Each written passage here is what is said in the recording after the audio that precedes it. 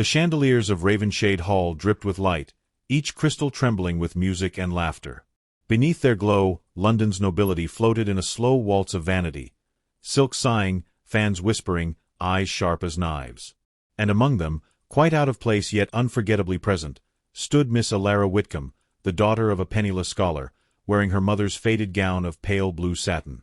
It had once been a dress of quiet loveliness. But tonight, against the brilliance of new Parisian fashions, it appeared almost tragic, its hem a touch too short, its lace a decade too late. The pearls at her throat were not real, though she wore them with the posture of one who still believed in grace. Her hands, clasped tightly before her, trembled only when no one looked. They called her the scholar's girl, when they spoke of her at all. Some pitied her courage in coming to the Duchess's ball, others simply waited for her to fail at belonging. Near the grand staircase, the Duchess of Ravenshade surveyed her guests with bored precision. Every entrance, every curtsy, every whisper passed beneath her notice like pages in a book she had read too often. But when Alara entered, alone, unescorted, unaware that she was walking into a storm, the Duchess's fan paused mid-motion. "Ah," she murmured to her companion, "the girl from Bloomsbury. How cruel of her to remind us that poverty can be so charming." The words were light, almost kind, but in that glittering room, kindness was never safe. Within minutes, the remark had traveled through a dozen smiles and returned sharpened. Alara felt the weight of it, the way laughter swelled and softened around her like the distant hiss of rain. Yet she kept her chin lifted, as her father had taught her. "Walk as if you have every right to be there," he used to say. "Because dignity, my dear, costs less than diamonds and lasts longer." But dignity, in that hall, was fragile. A string quartet began the next waltz. Couples aligned beneath the chandeliers, and the air shimmered with perfume and envy. It was then that the Duke of Westmere arrived. The crowd parted almost instinctively, like a tide drawing back to reveal its sovereign. He was not young, 35 perhaps, but carried the arrogance of a man who had never been denied. His hair was dark, his expression colder than polished steel. Rumor claimed he had ruined more reputations than debt ever could, and had done so without a whisper of remorse. Even his smile seemed carved from pride. When his gaze found Alara, the murmur of the ballroom changed. It was not attraction that first stirred in him, but curiosity. Who was this girl who looked at no one yet stood as though she belonged to herself alone? Who had dressed as if unaware that fashion was a weapon? He approached with the deliberate grace of a predator who enjoys the awareness of his approach. The music faltered, then swelled again. Conversation wilted into silence. "Miss Whitcomb," he said, bowing slightly, "I trust London has been kind to you?" His voice carried, measured, public, cruel in its courtesy. Alara felt every eye upon her. "It has, your grace," she replied, her tone steady though her pulse fluttered. "London, I find, is a city that tests one's composure." The Duke's smile sharpened. "Indeed. And composure is a fragile thing, is it not? Like fashion, for instance." A ripple of laughter followed. It was elegant laughter, the sort that hides behind lace and fans. Alara felt the blood rise to her cheeks, but she did not lower her gaze. "My gown may be old," she said softly, "but it was chosen with sincerity. Not all things lose worth with time." Something flickered in his eyes, surprise, perhaps, or irritation. He inclined his head in mock respect. "A noble sentiment, Miss Whitcomb. Though sincerity," he added, "is a luxury few can afford in our world." She curtsied faintly. "Then it is well I am poor, your grace." For a heartbeat, silence hung between them. Then came the laughter again, this time nervous, uncertain, like the first tremor before a storm. The Duke stepped back, and the conversation around them resumed, sharper than before. Alara turned away, her hands trembling now. The Duchess's fan clicked twice, signaling her amusement. In the corner, a group of young men whispered and smirked. She could feel the walls closing, the chandeliers blazing too bright, her humiliation painted across every mirror. And yet, someone was watching her not with ridicule, but with an expression almost protective. Lord Adrian Vale stood near the orchestra, tall and quiet, the scar across his temple half hidden by shadow. Once a celebrated captain, he had left society after a duel that cost a friend his life. The Duke of Westmere had been his commanding officer once, though neither spoke of it now. As Alara moved toward the balcony, Adrian's gaze followed. When she stumbled slightly on the hem of her gown, he was there in an instant, offering his arm with discreet gentleness. "Miss Whitcomb," he said, his tone low and even. "Allow me." "Thank you, my lord," she whispered, too weary to protest. They stepped into the cool night air, the ballroom's laughter fading behind them. London stretched beyond the marble terrace, a sea of flickering lamps beneath a silver mist. For a moment, she let her shoulders fall, breathing the quiet. "I should not have come," she murmured. "Then London would have been the poorer for it," he replied. "They forget that grace is not taught, it is born." She looked at him, uncertain whether to trust his kindness. "You speak as though you understand being laughed at." "I do," he said simply. "Once." From inside, the waltz changed again. The Duke's voice carried faintly through the open doors, smooth, commanding, amused. "Some women," he was saying, "are like unfinished letters. They long to be read, though they have nothing to say." The words struck her like a chill wind. Adrian's jaw tightened. "Do not answer him," he said quietly. "His pride feeds on attention. But pride, like pain, demands its own reckoning." Alara turned toward the ballroom once more. Through the glass, she saw the Duke lift a glass of champagne, his gaze fixed on her reflection as though testing how far he could wound. She managed a single breath, steady and deliberate. Then she stepped back from the railing, her voice almost lost to the wind. "If he believes me silent, he will learn otherwise." Adrian's brow furrowed. "You mean to challenge him?" "Only by living well enough that he remembers tonight as the last time he saw me bow." Below, a carriage door slammed, and a burst of laughter rolled through the street like thunder. The city seemed to listen. Inside, the orchestra swelled to its peak. Outside, the night held its breath. As Alara turned away from the ballroom's glare, a rumor began to weave itself through the crowd, swift, shimmering, and poisonous. "She has caught the Duke's eye," someone whispered, "and she doesn't even know it." The chandeliers trembled again, scattering light like falling tears. And so began the ruin, or perhaps the making, of Miss Alara Whitcomb. Spring arrived in London with a deceptive sweetness, sunlight glancing off wet cobblestones, lilacs trembling in window boxes, and gossip blooming as relentlessly as the flowers themselves. The scandal born in the Duchess's ballroom had not withered with winter. It had only changed form, becoming something more dangerous, something that breathed. Every salon, every drawing-room seemed to hum with the name Alara Whitcomb.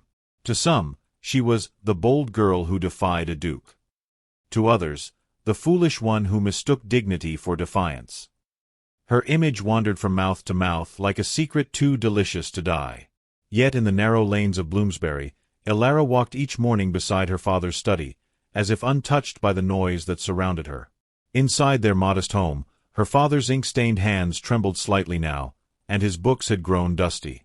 "They cannot wound what we do not hear," he told her. But Alara, though she smiled, could not silence the distant hum of whispers that seemed to follow her footsteps. Then came the first gift. It arrived on a gray morning, an ivory box tied with a ribbon black as midnight. Inside, resting on blue velvet, lay a single white lily. No card, no seal, only a faint scent of sandalwood. She knew it instantly. The Duke of Westmere's signature fragrance. She stood for a long while staring at the flower, its fragile perfection mocking her calm. Her father's voice echoed faintly from the adjoining room. "Alara?" "The post." She slipped the box beneath her shawl and carried it to the fireplace. For a moment she hesitated. The lily was too beautiful to burn, but then she let it fall into the flames. It withered instantly, curling into smoke like a secret lost to air. The next day brought another. A pearl comb, delicate and costly, gleaming like captured moonlight. The day after that, an invitation to the opera, the Duke's crest pressed into wax. Each gift returned unopened by the hand of his steward, who began to deliver them with a smile that bordered on pity. In the parlors of Mayfair, This defiance became entertainment. Miss Whitcomb returns the Duke's favors. They whispered, sipping their tea with relish. The story ran faster than truth. She had spurned him out of pride, or perhaps because she loved another. Either tale was ruinous enough. At the opera one evening, she felt the sting of it keenly. Seated beside her aunt, she heard her own name drift from the velvet shadows behind her. They say he keeps sending her trinkets. Poor child. She mistakes insult for attention. Or perhaps she enjoys both. Ilara's gloved hands tightened in her lap. The orchestra swelled, and she forced her gaze toward the stage. But across the gilded balconies, she saw him, the Duke of Westmere, watching her through a haze of candlelight. His expression was unreadable, almost serene, as though he were merely observing the consequences of an experiment he had set in motion. When the performance ended, she rose swiftly, but the crowded aisles trapped her. She felt rather than saw him approach. "Miss Whitcomb," came that low, unhurried voice. "I am told you disapprove of my gifts. How tragic, when generosity is so rare." She turned, curtsying with the mechanical grace that society demanded. "I did not wish to seem ungrateful, Your Grace. Only undeserving." Undeserving. His mouth curved faintly. A word used by those who mistake humility for virtue. "Tell me, are you always so determined to refuse what others envy?" "I refuse only what costs too much," she said. "And attention from you costs more than I can afford." A pause. The silence between them stretched until it felt like a thread drawn taut. Then, almost lazily, he inclined his head. "One day, you will learn that reputation is a coin easily spent. You may as well spend it on something worthwhile." She moved past him before the meaning could settle, her heart hammering like a trapped bird. Outside, the rain had begun to fall, soft and insistent, drumming against the carriage roof as she fled into the night. But London is a city built of eyes and mouths, and secrets in it do not sleep. Within days, every paper, every rumor mill began to churn. The Duke's infatuation with "a certain lady of modest birth" became the talk of the season. The caricaturists were merciless. One sketch showed a lily tangled around a crown, another, a young woman tossing jewels into the Thames. Her name was never printed, yet everyone knew. Lord Adrian Vale learned of it while riding through Hyde Park. He saw the drawings displayed at a bookseller's stall, their cruelty masked as wit.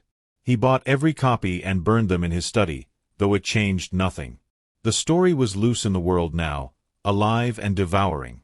That evening, he called upon Ilara under pretense of returning a book her father had lent him. She greeted him with her usual composure, though her face was pale from sleeplessness. "You need not concern yourself, my lord," she said before he could speak. "The world will tire of me soon enough." "London never tires of cruelty," he replied. "But you may yet outlast its appetite." She smiled faintly. "You make endurance sound like a triumph." "It often is." A silence fell, gentle, unspoken, heavy with all that could not be said. He watched her hands, how they trembled just slightly as she poured the tea. "If he seeks to shame you," Adrian said at last, "he will find me between you and his malice." Her eyes lifted then, bright and startled. "You would place yourself against him?" "I already have," he answered simply.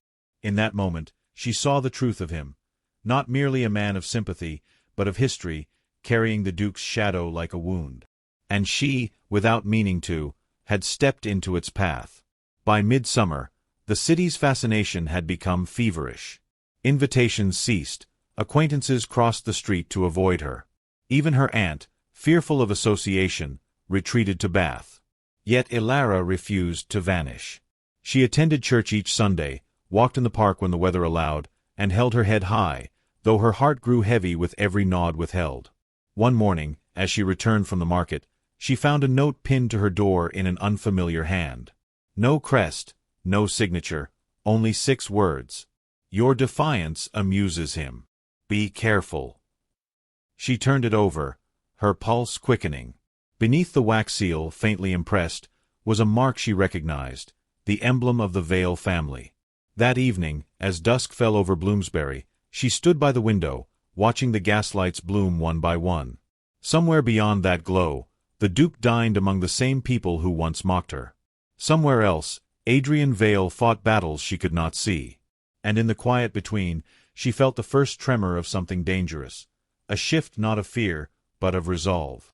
The world could speak, could wound, could watch, but it would not decide her worth. Still, as she closed the shutters, the faintest sound reached her through the rain, the roll of carriage wheels stopping at her gate. A letter slid beneath her door, the wax seal still warm. Inside, on a single sheet, in the Duke's precise hand, were the words, "If you insist on returning my gifts, Miss Whitcomb, then return yourself as well. I am not finished with you."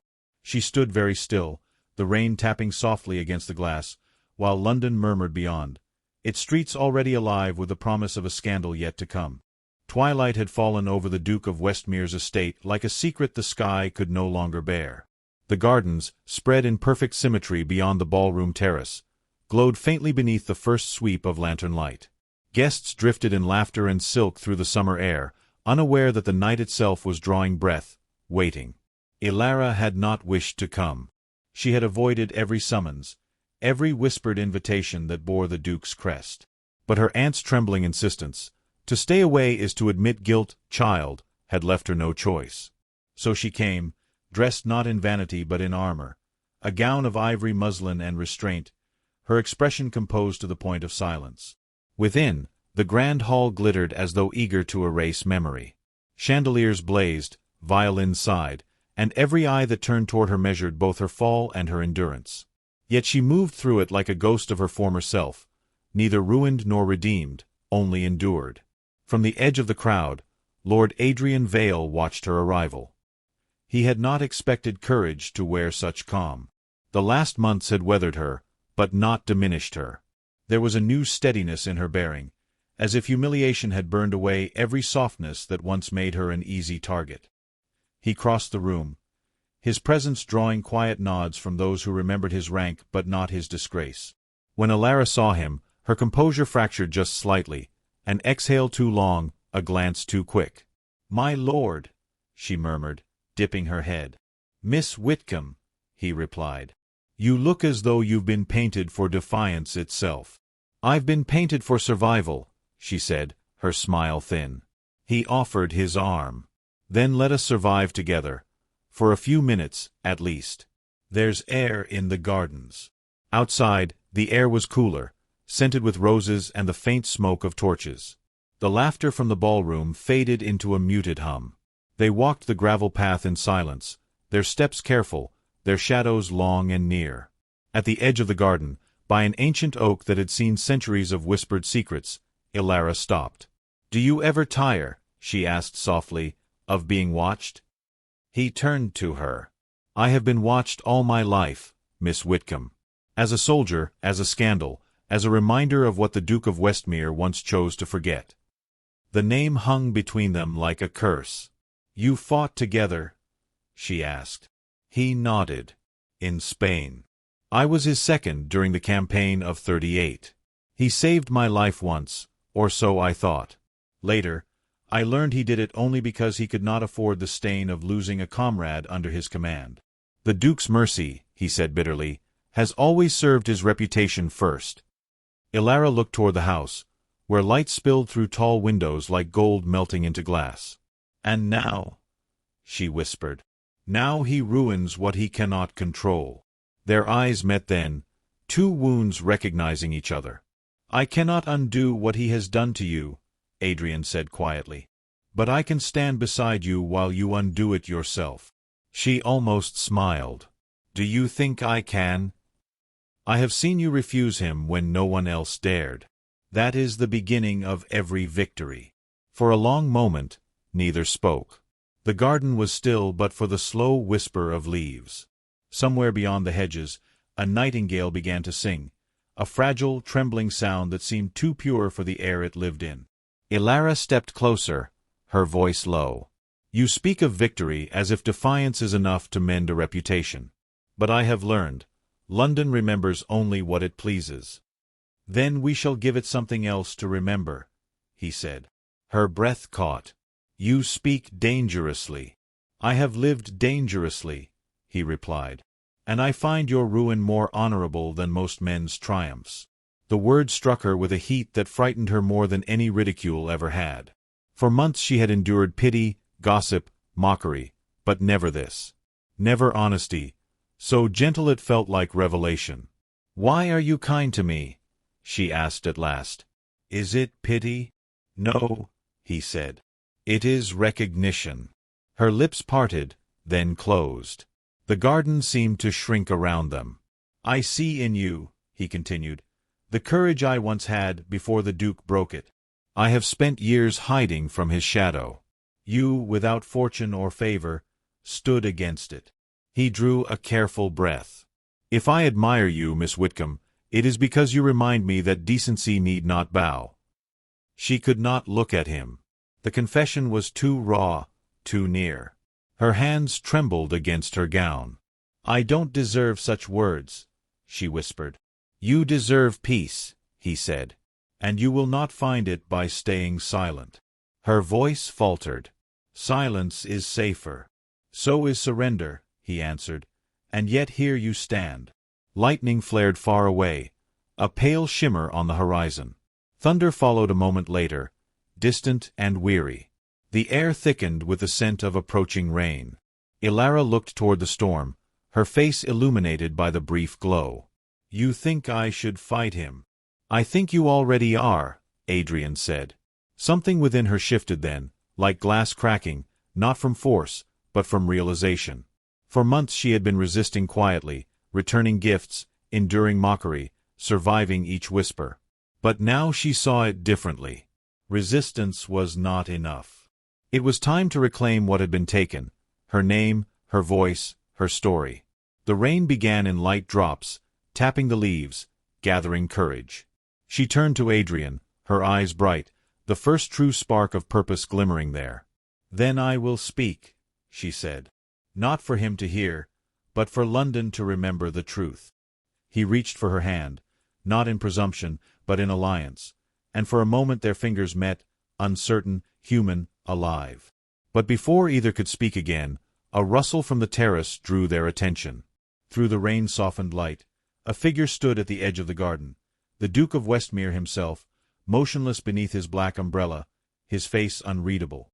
Ilara froze. Adrian's grip tightened slightly. The Duke did not move, did not call out, only watched, the kind of watchfulness that promised ruin. Then, with chilling calm, he turned and disappeared into the house. The silence he left behind was heavier than any thunder. Adrian exhaled. "He saw us." "Yes," Ilara whispered. "He will make certain London knows it." The rain thickened, falling now in earnest. She looked up, letting it strike her face, washing away the last trace of fear. "Let him," she said softly. "If scandal is the price of honesty, I will pay it."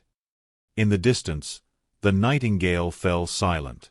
The garden shivered under the storm. And somewhere in the heart of the grand house, the Duke's rage began to take shape, not as fury, but as design. By morning, the city would awaken to a new story. And this time, it would not ask whether Ilara Whitcomb defied a duke, but whether she ever truly escaped him. The midsummer air lay heavy over Westmere Hall, thick with perfume and pride. Lanterns floated in the gardens, their reflections trembling across the fountains like ghosts. Inside, the grand ballroom glittered with anticipation, the kind that always precedes someone's ruin. London's most celebrated names had gathered not for pleasure, but for spectacle. The Duchess's charity masquerade was, after all, the perfect theater for gossip, and tonight, rumor promised a performance. The whispers had begun at dawn. "The Duke has summoned Miss Whitcomb." Ilara stood near the entrance, her breath shallow beneath the weight of the eyes upon her. She wore no jewels, no pretense, only a gown of deep green silk that caught the candlelight like forest at dusk. Her aunt had begged her not to come, but silence, she decided, was no longer her ally. Across the room, the Duke of Westmere watched her as a hawk studies the trembling of prey. His expression was unreadable, too composed, too still.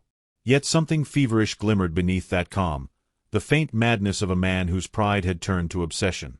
When he moved toward her, the crowd parted instinctively.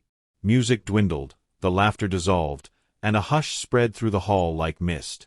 "Miss Whitcomb," he said, his tone polite enough to wound. "You honor my home once more." She met his gaze evenly. "I came for the Duchess's cause, Your Grace, not yours." A faint smile curved his lips. "Ah, but my cause has always been the Duchess's comfort. And tonight, it seems the comfort of all depends upon your cooperation." The words hung like perfume, pleasant, poisonous. Ilara's spine straightened. If cooperation means submission, then London will have to endure discomfort. A ripple of uneasy laughter passed through the room. The Duke took a step closer, his voice dropping. "You have defied me in every possible manner, Miss Whitcomb. You have returned my gifts, resisted my protection, and inspired my enemies. Do you know what that makes you?" Her chin lifted. A woman still in possession of her soul.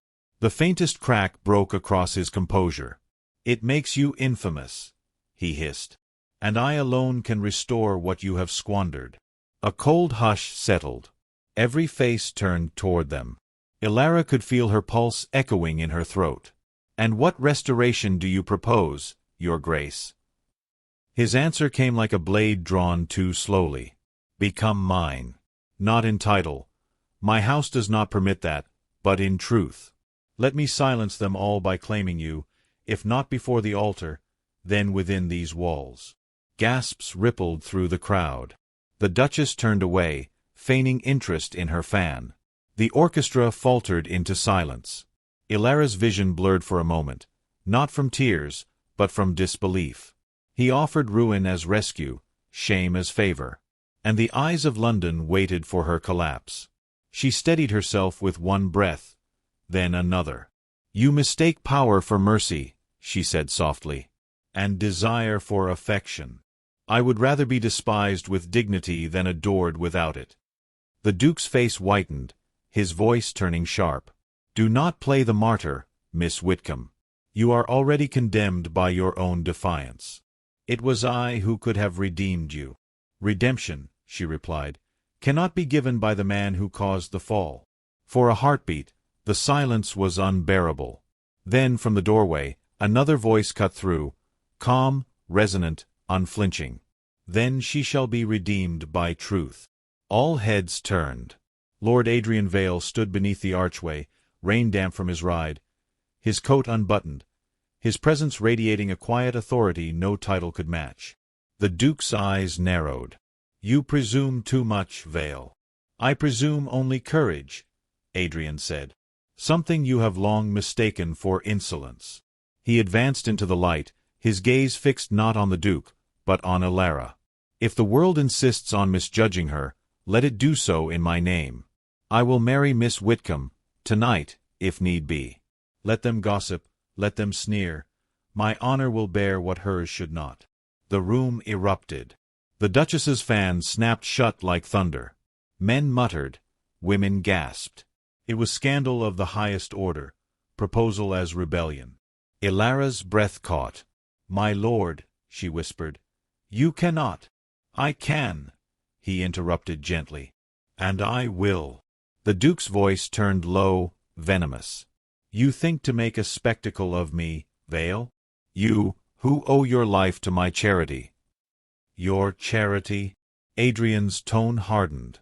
"You mean your betrayal. I owe you nothing but contempt. You use power as punishment, and you call it duty." A dangerous stillness fell. The Duke's control cracked, his voice rising with fury restrained too long. "You forget yourself." "No," Adrian said, stepping closer. "I remember too well. Bane. Your orders. The lives lost so your name might shine brighter. And now you repeat the same cruelty in drawing blood from those who never wronged you." Gasps circled the room like wind around flame. The Duke's reputation, impenetrable until now, began to splinter before his audience. Ilara, trembling, found her voice. "Enough. I will not be the cause of men destroying each other. Adrian turned to her, his expression softening. You are not the cause. You are the consequence of his arrogance, and the proof that courage survives even in ruin. She shook her head. You would ruin yourself for me. He smiled faintly.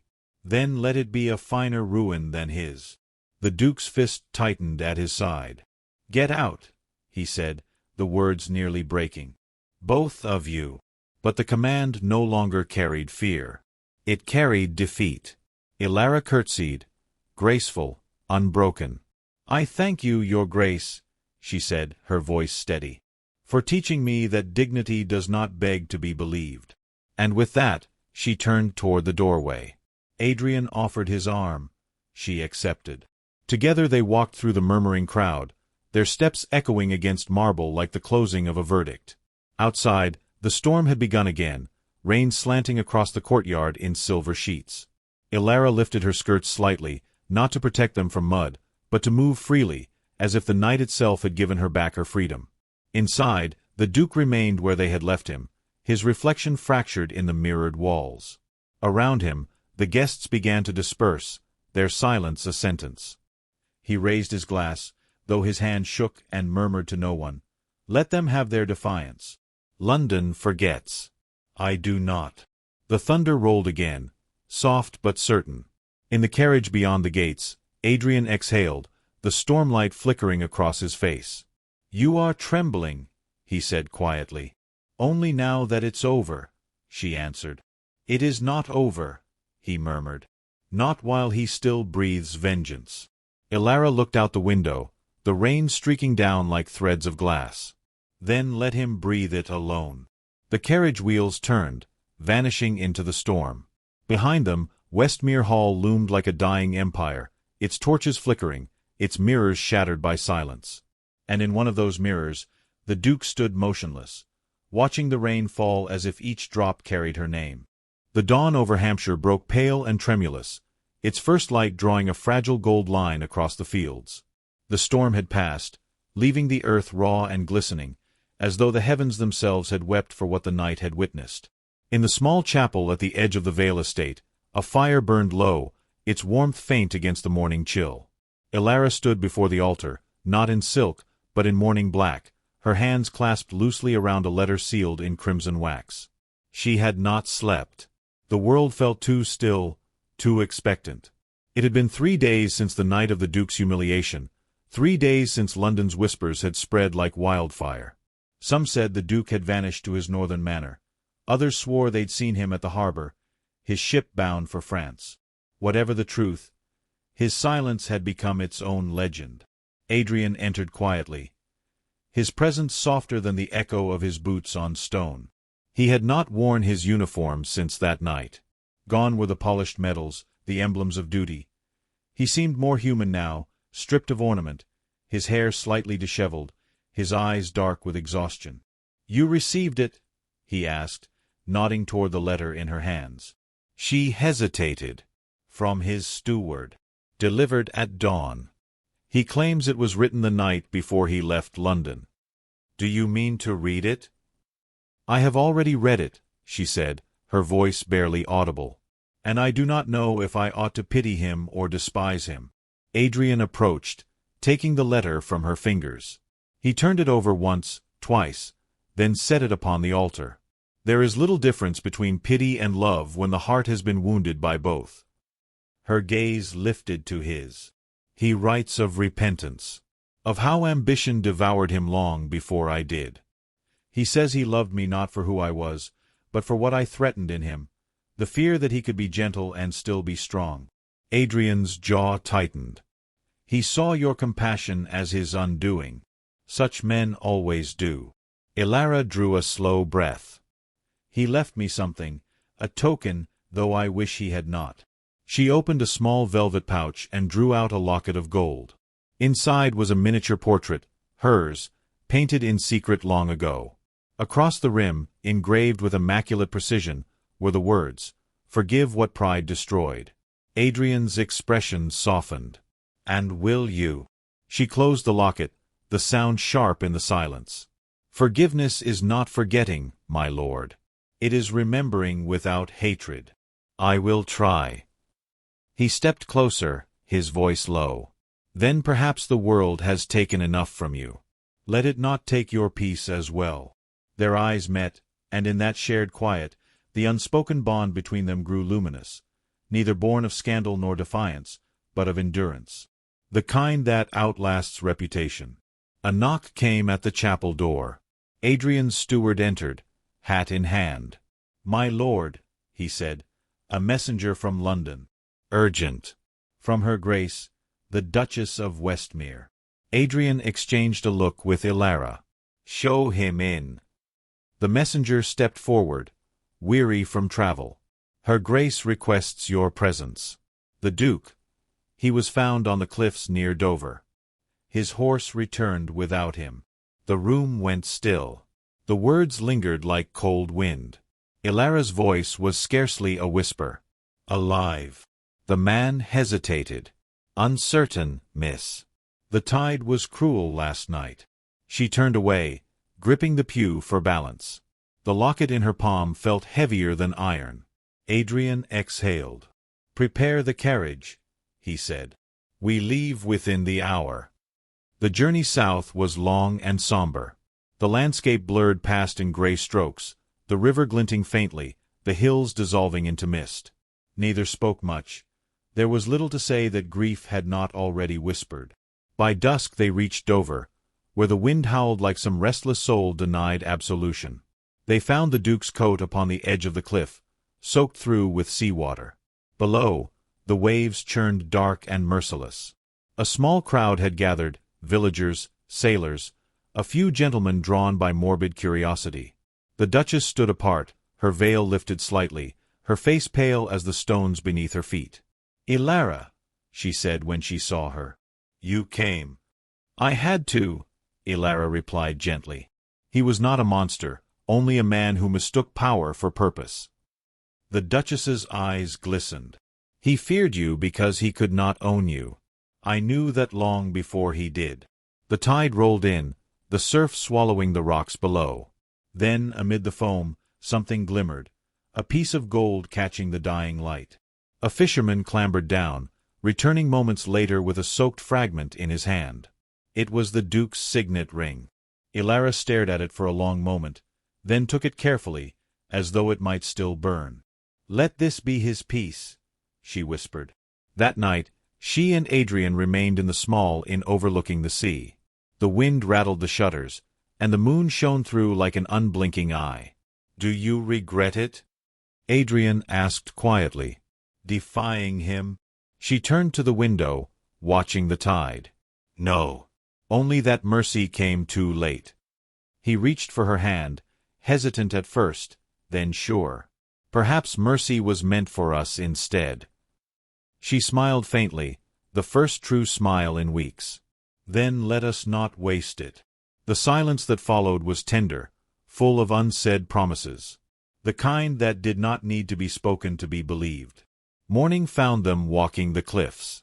The sea stretched vast and merciless below, but the horizon glowed gold with new light.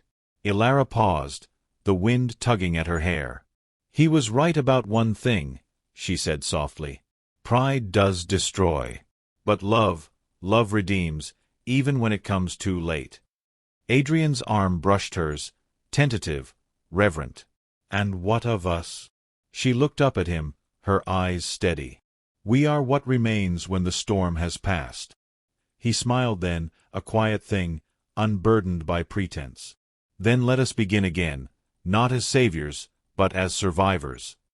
She nodded, her gaze turning back to the endless sea. "Yes," she murmured. "Survivors." The gulls wheeled overhead, their cries carrying across the wind like distant hymns. The tide below whispered its eternal song, of loss, of longing, of things carried away yet never truly gone. As they walked on, the camera of time seemed to draw back, revealing the expanse of the cliffs, the small figures upon them, and the restless ocean that had borne so many secrets. A voice, ageless, unseen, seemed to speak through the wind. In that age, pride was often mistaken for virtue, and love for weakness. Yet there were those rare souls who proved that gentleness could conquer power, that ruin could become redemption. And though their names fade from history's tongue, the echo of their defiance endures, whispered in every heart that dares to love without permission. The light deepened, spilling warmth across their faces as they descended toward the waiting world. Ilara turned once more toward the sea, where the waves broke against the rocks with the rhythm of a promise kept. She pressed the locket to her heart, its weight no longer sorrowful but solemn, sacred, a reminder that forgiveness was not the surrender of dignity, but its fulfillment. Then she let it fall into the tide. The gold flashed once, caught by the sun, before the sea closed over it forever. And as the waves withdrew, so too did the last shadow of her shame.